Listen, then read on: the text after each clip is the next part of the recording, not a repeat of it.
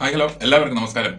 നമ്മുടെ ഈ വീഡിയോയിൽ നമ്മൾ നോക്കാനായിട്ട് പോകുന്നു തൊട്ടതെല്ലാം പൊന്നാക്കിക്കൊണ്ട് ജൈത്രയാത്ര തുടരുന്ന നമ്മുടെ സ്വന്തം ബേസിൽ ജോസഫിന്റെ വിഷു റിലീസായിട്ടെത്തുന്ന മരണമാസം എന്ന ചിത്രത്തിന്റെ വിശേഷങ്ങളാണ്. ബേസിൽ ജോസഫ് നായകനായിട്ടെത്തിയ പൊന്മാൻ എന്ന സൂപ്പർ ഹിറ്റ് മൂവിക്ക് ശേഷം എത്തുന്ന ചിത്രമാണ് മരണമാസ്.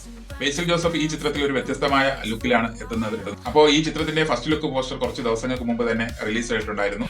അതിനുശേഷം എത്തിയ പോസ്റ്ററാണ് ഈ കാണുന്നത്. അപ്പോൾ ഈ പോസ്റ്റർ കാണുമ്പോൾ നമ്മൾ ആദ്യം കാണുമ്പോൾ തന്നെ നമുക്ക് തോന്നുന്ന ഒന്നാണ് ഇതൊരു കോമഡിക്ക് പ്രാധാന്യമുള്ള ഒരു ചിത്രമായിരിക്കും എന്നുള്ളത്. പക്ഷേ ഈ കാണുന്ന പോസ്റ്റർ നമ്മൾ ശ്രദ്ധിച്ച് നോക്കിക്കഴിഞ്ഞു ഒരു ബസ്സിന്റെ ഉൾഭാഗമാണെന്ന് തോന്നുന്നു.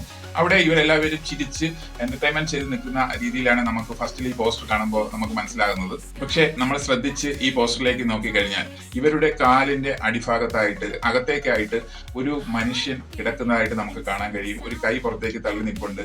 അത് മാത്രമല്ല ആ പ്ലാറ്റ്ഫോമും അതുപോലെ ആ ലൊക്കേഷനും എല്ലാം ബ്ലഡ് പിടിച്ചിരിക്കുന്നതായിട്ട് കാണാൻ പറ്റും. ഇവരുടെ ശരീരത്തും ബ്ലഡ് വീണിരിക്കുന്നതായിട്ട് നമുക്ക് കാണാനായിട്ട് പറ്റും. ഇതൊക്കെ കണ്ടതിന് ശേഷം പോസ്റ്ററിലെ ഇവരുടെ മുഖത്തേക്ക് നമ്മൾ നോക്കിക്കഴിഞ്ഞാൽ എന്തോ ഒരു അസ്വാഭാവികത നമുക്ക് തോന്നും. അപ്പോൾ നമുക്ക് തോന്നുന്ന ഒന്നാണ് ഇതൊരു മാർക്കോ ലെവൽ ചിത്രമാണോ എന്നുള്ളത്. പക്ഷേ എന്നിരുന്നാലും മാർക്കോ എന്നും പോലുള്ള ഒരു ചിത്രം ആയിരിക്കില്ല.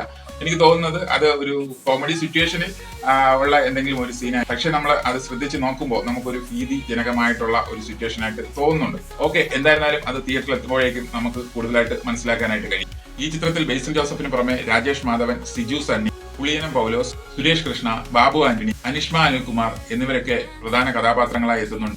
ഈ ചിത്രത്തിന്റെ സംവിധാനം നിർവഹിച്ചിരിക്കുന്നത് നവാഗത സംവിധായകനായിട്ടുള്ള ശിവപ്രസാദാണ്. അപ്പോൾ എന്തായിരുന്നാലും വിഷു റിലീസായിട്ട് എത്തുന്ന ഈ ചിത്രം നർമ്മത്തിന് പ്രാധാന്യമുള്ള ഒരു ചിത്രമായിരിക്കുമെന്ന് നമുക്ക് പ്രതീക്ഷിക്കാം.